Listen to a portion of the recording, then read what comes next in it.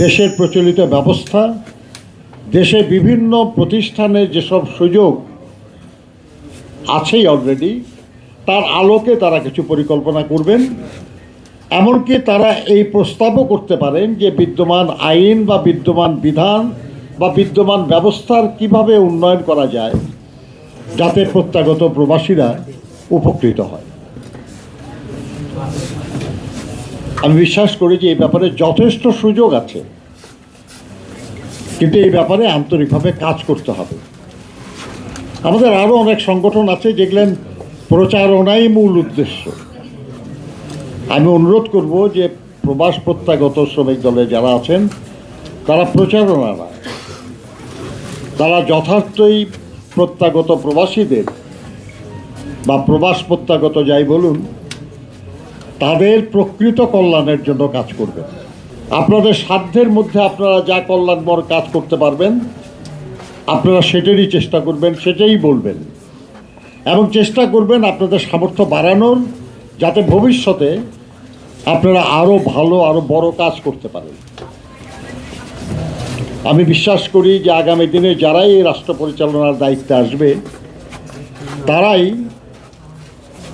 এই প্রবাস প্রত্যাগত শ্রমজীবী মানুষের জন্য আরও কার্যকর উদ্যোগ নেবেন, প্রয়োজনে আইন বিধি পরিবর্তন করে তাদের মর্যাদার জীবনযাপনে সহযোগিতা করার ব্যবস্থা নেবেন।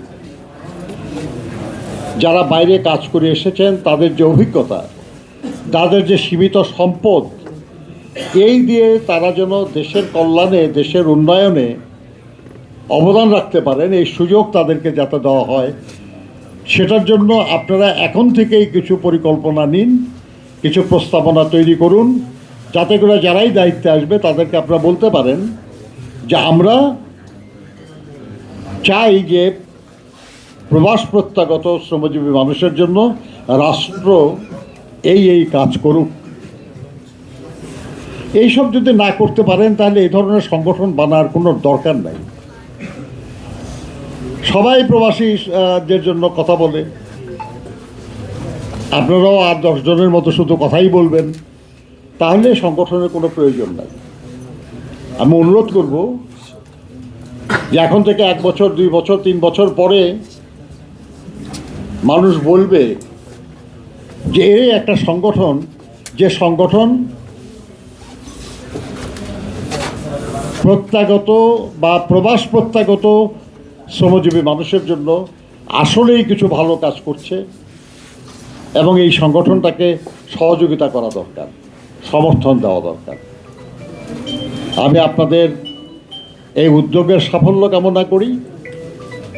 আমরা আশা করি যে আপনাদের সমস্ত উদ্যোগই হবে প্রবাস থেকে যারা ফিরে আসবেন তাদের নিরাপত্তা, তাদের কল্যাণ, তাদের উন্নয়ন এবং তাদের মর্যাদার জীবন নিশ্চিত করার লক্ষ্যে। আপনাদের সবাইকে ধন্যবাদ।